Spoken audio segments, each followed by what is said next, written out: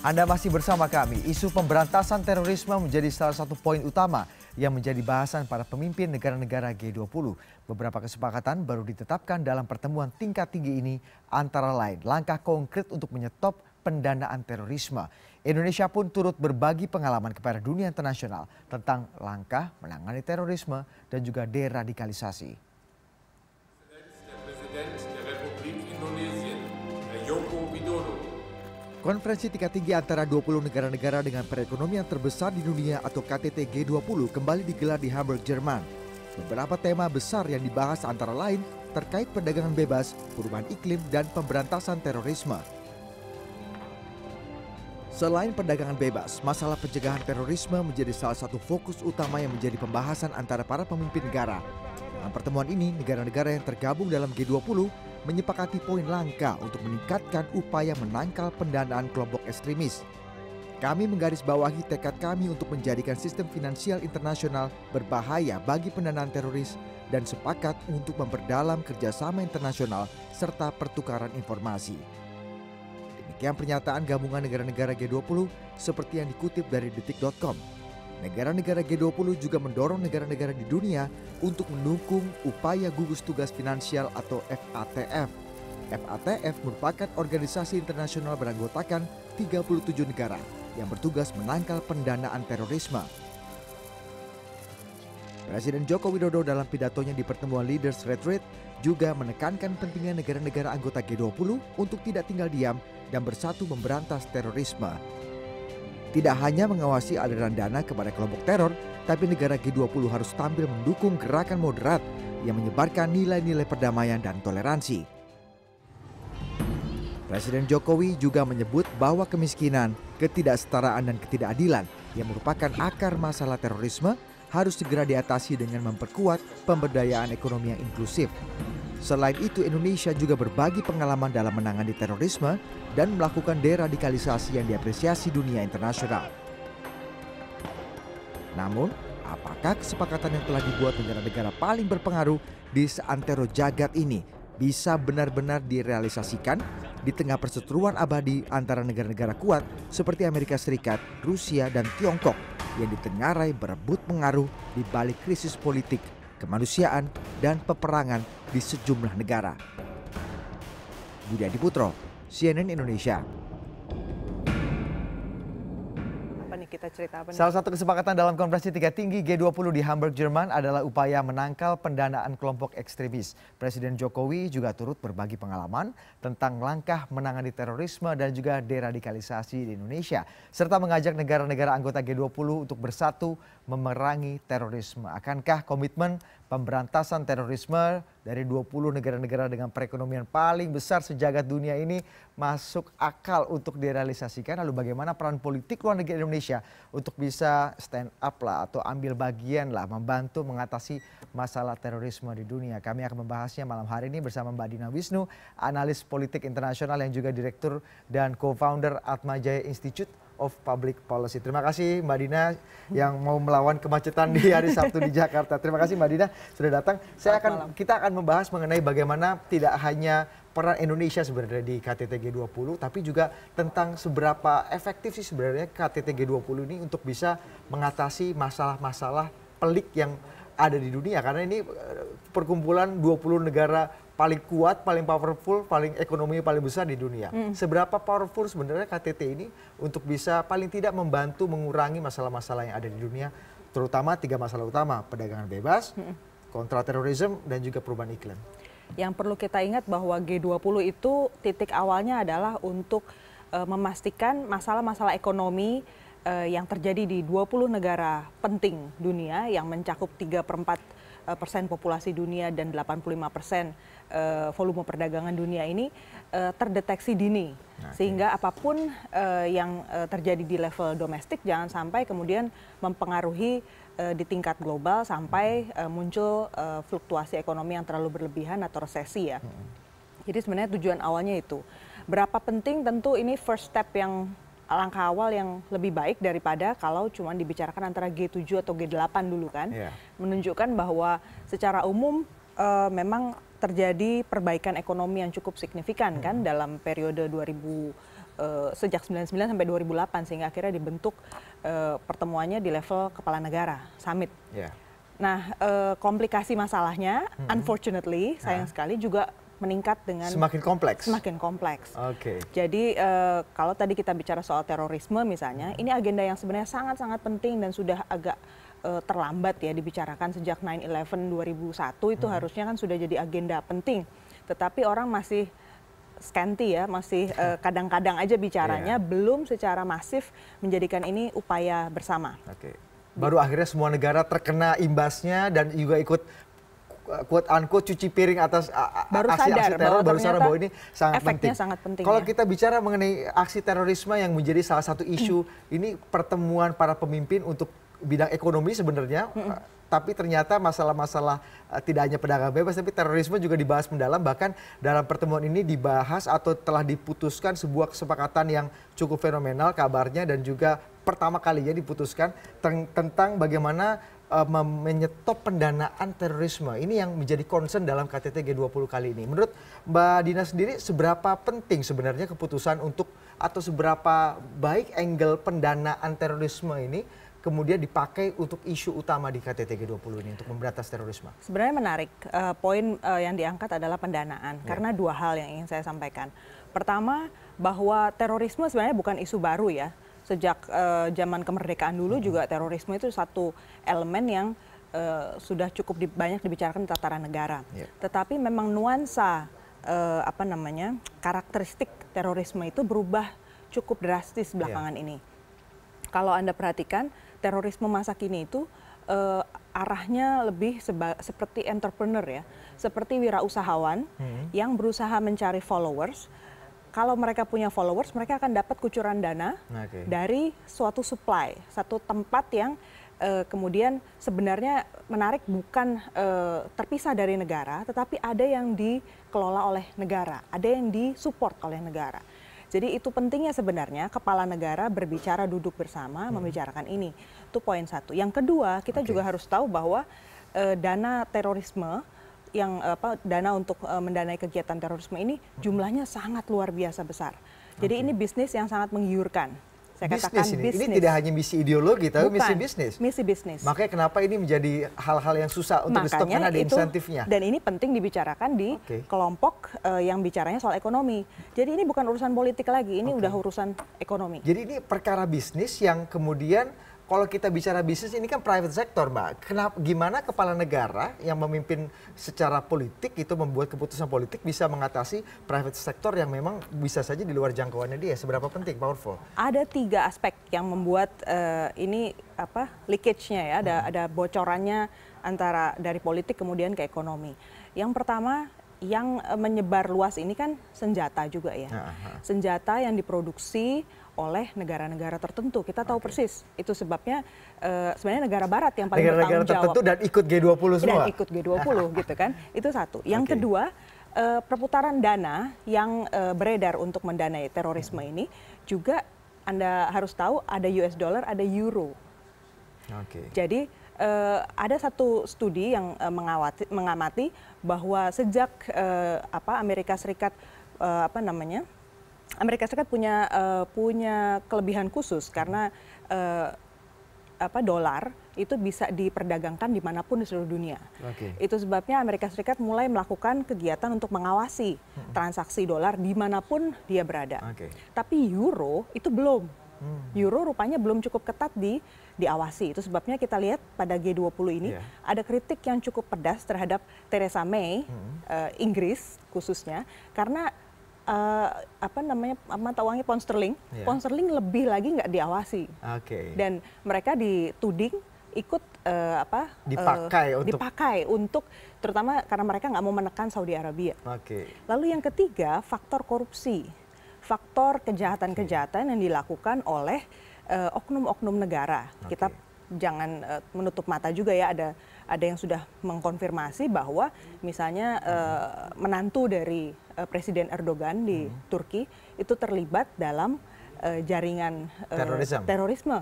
Insentifnya bukan ideologi kan, tapi masalah insentif keuangan aja. Uang, karena dia mengambil curian minyak dari Irak yang kemudian dipakai untuk mendanai bisnis itu. Jadi 3 aspek itu yang membuat bahwa ini bukan masalah politik belaka, ini sudah masalah ekonomi. Oke, jadi di sini kenapa kemudian peran kepala negara atau kepala pemerintahan menjadi sangat penting untuk bisa mengerem ini semua dan juga mengawasi karena mungkin punya instrumen-instrumen itu ya. Kemudian KTT G20 sendiri telah membentuk FATF, Mbak, untuk sebagai lembaga yang kemudian berisi 37 negara untuk betul-betul mengawasi aliran dana, pendanaan segala macam ini. Menurut Anda seberapa efektif sih instrumen sesuatu organisasi yang dibentuk itu untuk mengawasi dibanding kemudian peran-peran hal yang lain misalnya private sector yang juga ikut mengawasi. Seberapa efektif sebenarnya lembaga-lembaga seperti ini? Daripada nggak ada lebih baik ada.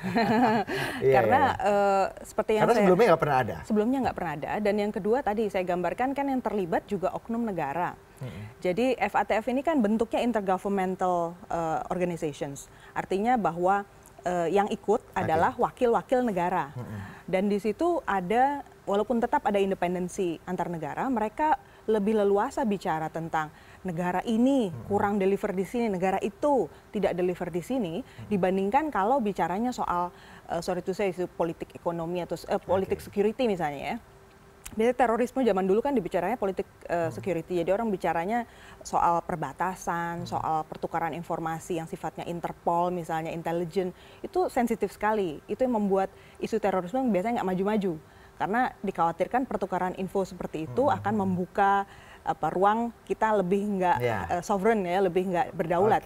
Tapi ketika kita angkat dari aspek ekonomi, keuangan, mau nggak mau orang kemudian harus membuka karena sistem perbankan yang kemudian yang diawasi. Oke, Mbak Dina, satu hal yang juga menjadi penting dan menarik ketika Presiden Jokowi diundang atau didaulat menjadi salah satu pembicara utama di sana dan kemudian Presiden lebih meng-highlight pidatonya tentang pemberantasan terorisme. Paling tidak ada 4 poin yang kami catat di sini, kemudian mendukung dunia untuk mengawasi aliran dana, kemudian menyebarkan moderasi, toleransi dan juga agama yang damai, kemudian melawan ketimpangan dengan ekonomi inklusi dan juga pamer kesuksesan deradikalisasi. Menurut Anda 4 poin atau poin-poin yang di-highlight oleh Presiden Jokowi ini menunjukkan bahwa Indonesia punya peran penting untuk memberantas terorisme di dunia? Indonesia punya peran penting karena kita menjadi pertama tempat di mana seringkali terjadi tindakan terorisme yang sudah dan kita juga sudah punya pengalaman beberapa kali untuk menangani sel-sel terorisme yang tumbuh di kita. Dan terakhir Presiden Jokowi kan juga mengangkat kasus di Marawi kan, di mana Indonesia juga ikut terlibat aktif untuk memberantas di sana ya. Jadi menurut saya memang Indonesia di tataran ini bukan di urusan tadi perduitannya langsung, uangnya langsung, tetapi dari aspek winning ideas. Jadi menarik bahwa sebenarnya yang masih kurang menurut saya diangkat oleh Presiden Jokowi itu satu aspek yang diwajibkan dari orang yang direkrut oleh teroris adalah kualifikasi mereka sebagai follower. Kualifikasi sebagai follower. Jadi rupanya itu yang saya baca di mana-mana. Kalau orang mau jadi teroris, nggak sembarang orang direkrut menjadi teroris, tetapi orang yang punya mentalitas sebagai pengikut. Dan mereka rentan untuk dipengaruhi apapun. Nah, kelihatannya orang Indonesia, populasi Indonesia punya kecenderungan cocok itu.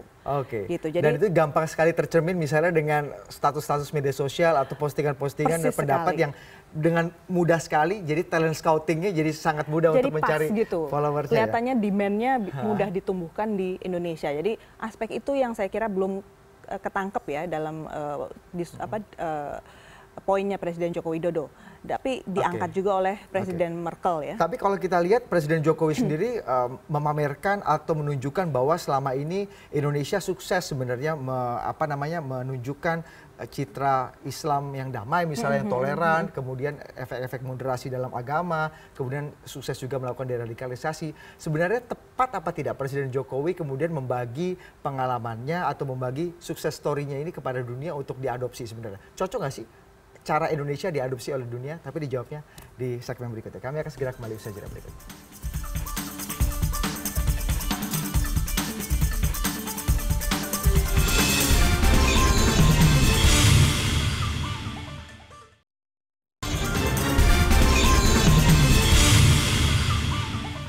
Kita kita masih bicara KTT G20 dan politik Jokowi untuk membantu melawan terorisme dunia. Kalau tadi kan Presiden kemudian dengan segala cara Indonesia deradikalisasi, menawarkan agama yang moderat, yang toleran, yang damai. Seberapa penting sih aspek-aspek yang menjadi keunggulan komparatif Indonesia ini penting diketahui dunia dan juga perlu diadopsi oleh dunia untuk melawan terorisme?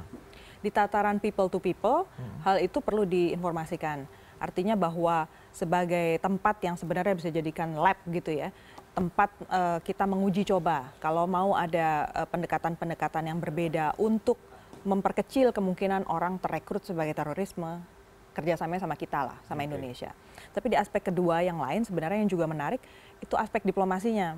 Karena yang ditekankan oleh kepala negara dalam statement bersama itu, joint communique, joint statement di G20 itu kan sebenarnya lebih what can each state leaders do. Apa yang bisa dikerjakan oleh kepala negara. Jadi tatarannya bukan lagi di level people ya, tapi di kepala negara. Policy berarti. Di policy. Jadi aspek apa yang bisa dikerjakan oleh Indonesia? Sebenarnya satu aspek yang bisa kita unggulkan itu kemampuan kita untuk mengkonstruksikan bahwa isu ini urgent enough, very urgent untuk negara yang khususnya berkembang seperti Indonesia, sehingga negara yang sorry to say ya ada di G20 tapi terlibat juga dalam pendanaan terorisme itu wajib gitu ya untuk mengubah pendekatannya, come together with us gitu dengan negara seperti Indonesia untuk menghapus. Tapi apakah selama ini semua negara-negara G20 ada juga yang tidak mungkin terdampak dengan terorisme atau mengambil keuntungan dari terorisme sehingga mereka masih membiarkan cara-cara lama sehingga terorisme bisa berkelit di antara kebijakan-kebijakan dan peraturan negara yang mereka buat gitu, Mbak? Satu hal yang perlu kita cermati betul itu tadi penggunaan transaksi uang ya, transaksi uang mata uang tertentu yang kurang diawasi dan tidak cukup transparan pengelolaannya, itu yang sebenarnya sangat rentan untuk kemudian dipakai oleh orang-orang tertentu yang saya bilang tadi pebisnis yang sangat diuntungkan oleh tidak hadirnya negara dalam mengawasi. Dalam semakin melebarnya interaksi lewat globalisasi, satu hal yang ironis adalah shadow economy berkembang sangat pesat. Shadow economy. Shadow economy. Jadi ekonomi yang tidak bisa dikendalikan oleh negara, yang ilegal, itu justru berkembang dengan pesat. Dan sebenarnya kunci utamanya adalah oknum. Jadi ada keterlibatan oknum-oknum di sana, berani atau tidak kita mengungkit itu ya. Karena insentif-insentif ekonomi juga yang tadi Mbak Dina besar katakan. sekali. Tapi banyak publik yang kemudian berkata ini KTT G20 kayaknya serius sekali untuk memberantas terorisme, memberantas radikalisme. Tapi kalau kita lihat dari fakta-fakta politik internasional misalnya, banyak negara-negara yang kemudian ya memiliki kubu-kubu masing-masing seperti Tiongkok atau mungkin Rusia atau mungkin Amerika Serikat yang dianggap menjadi negara-negara di belakang layar atas banyak terjadinya kasus-kasus peperangan, krisis politik, krisis kemanusiaan di banyak sekali negara. Sehingga bisa saja ini menganggap bahwa sebenarnya mereka juga memproduksi terorisme itu sendiri. Seberapa kita bisa percaya akan komitmen mereka untuk membantu memberantas terorisme jika memang fakta politiknya masih seperti itu. Dan bagaimana peran Indonesia sebenarnya, Mbak? Peran Presiden Jokowi, peran Indonesia untuk bisa merangkul, menjembatani sehingga tadi punya kesatuan visi dan juga semangat yang sama untuk memberantas ini. Dalam diplomasi ketika satu agenda sudah diangkat sebagai agenda utama dalam G20, itu artinya kita punya peluang untuk membuat negara-negara yang hadir, kepala negara itu terikat oleh satu statement.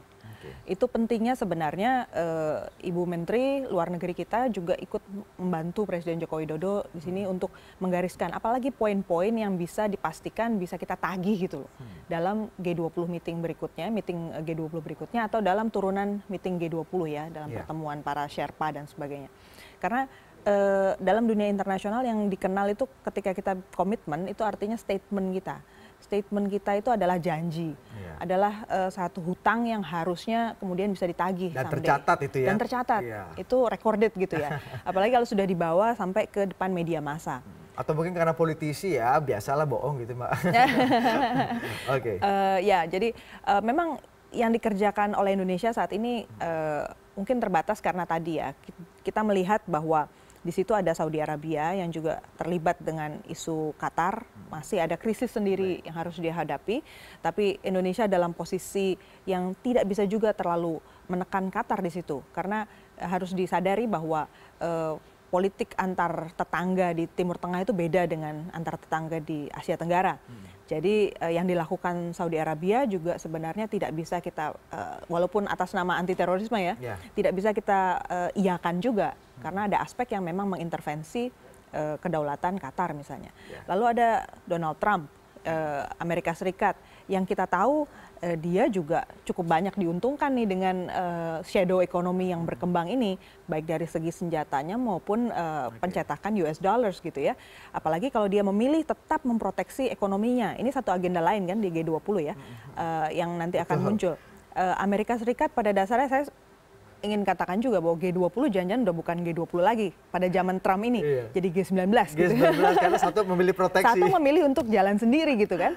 Bahkan against Tiongkok yang dulu proteksi sekarang memilih sangat untuk perdagangan bebas gitu kan. Precisely. Jadi artinya ada agenda-agenda lain yang membuat bahwa oke, yang penting kita udah coming together, udah datang bersama membuat satu janji ini soal terorisme, khususnya soal tadi selain pemantauan transaksi keuangan, tetapi juga mulai memonitor konten di sosial media, yaitu kan yang salah satu di-encourage juga oleh Angela Merkel. Itu saya kira dua step yang cukup menarik, dan Indonesia menawarkan kemudian kalau mau di deradikalisasi dari level people to people, kita bisa bantu. Meskipun kita juga punya masalah yang sama sebenarnya di sini yang tidak kalah berat ya, Mbak Dina. Jangan-jangan kita berusaha orang lain, kita sendiri yang keteteran di dalam negeri. Kalau kita bicara mengenai yang terakhir, Mbak Dina, kalau kita bicara mengenai kategori apa, indikasi apa, atau mungkin poin-poin apa yang bisa membuat kita menyimpulkan bahwa mission Presiden Jokowi atau misi Presiden Jokowi di KTT G20 ini membawa nama Indonesia ini mission accomplished. Misinya itu berhasil dengan membawa segenap apa yang kita inginkan atau goal politik luar negeri kita yang ingin dicapai di G20 ini. Satu hal yang saya tangkap menyebar luas di Indonesia itu perasaan rentan. Makanya ada demo besar ya di Hamburg itu sebenarnya menyangkut meskipun kita pertumbuhan ekonomi relatif baik, stabilitas politik juga relatif baik di seluruh dunia, tetapi ada semacam polarisasi antara kelompok yang sangat diuntungkan oleh globalisasi ini dan kelompok yang tertinggal. Dan Indonesia sebenarnya lebih banyak merasakan sulit sekali nih ngangkat yang tertinggal ini. Di dalam negeri ini istilah polarisasi itu kental sekali, sangat terasa, dan kita betul-betul harus pick and choose ya, harus pilih betul. Kita mau bikin proyek apa supaya kedepannya lebih sustain, walaupun pada akhirnya ada juga kelompok-kelompok yang terpaksa tidak mendapat perhatian cukup.